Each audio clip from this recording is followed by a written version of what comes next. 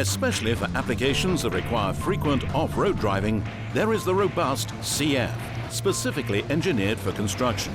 The bumper is mounted high, providing a much higher approach angle in combination with a ground clearance of 40 centimeters, thanks to the use of straight beam front axles. This leads to excellent characteristics on unpaved roads. Available with vertical exhaust systems with an integrated SCR unit for additional component positioning on the chassis.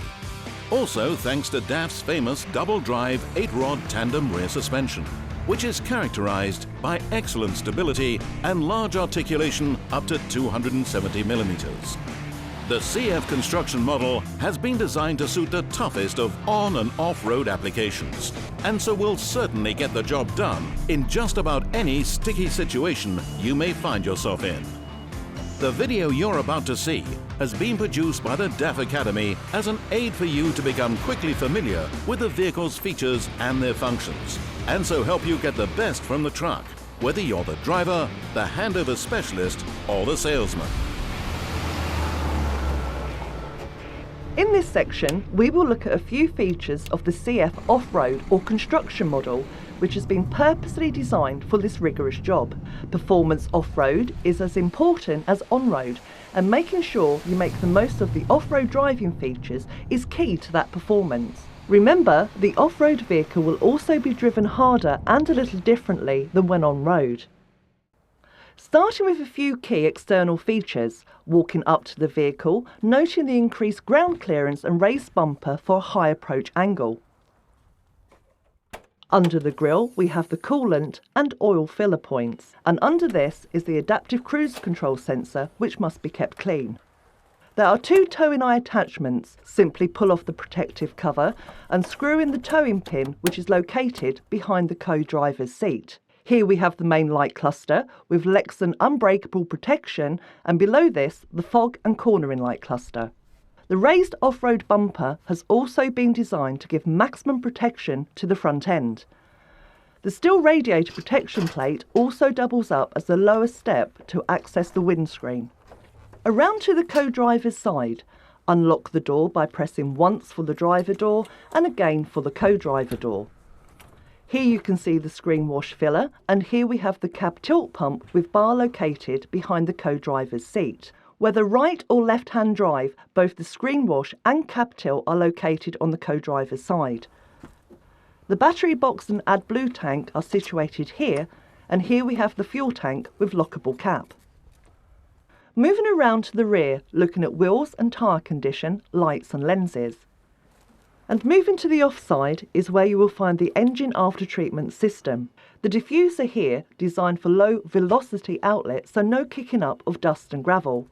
And forward of this is the Dpf filter, and you can find more information on this in the regeneration section. With off-road models, it is particularly good practice to keep an eye on the air filter indicator, as if it goes into the red, you may well encounter problems. Access to the vehicle is by the wide steps, with the option of an additional flexible lower step to minimise vulnerability. And when accessing or exiting the vehicle, remember the additional height of the cab, so always ensure you use the seat dump.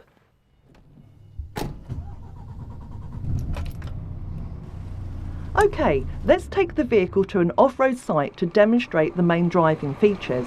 When off-road in the AS-tronic, the situation becomes a little different than when cruising on tarmac, so we need to let the truck know conditions have changed. Simply depress the off-road switch to engage a different set of engine and gear parameters.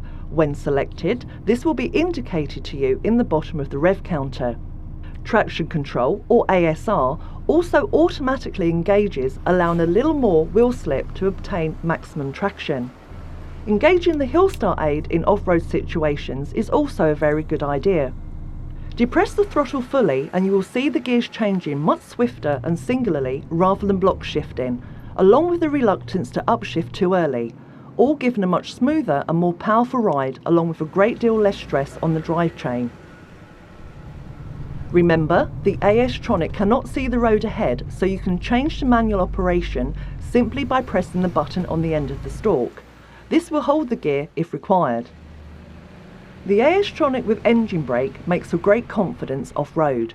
On steep inclines, ensure you are in the correct gear before starting the descent.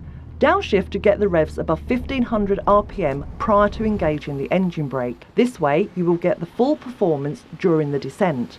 And remember, stay in auto, because if you are in manual there is a very high risk of over-revving which could easily ruin your day. Stopping on an incline and with the hill start aid active, we have 2 seconds to get from the foot brake to the throttle with no roll back or roll forward.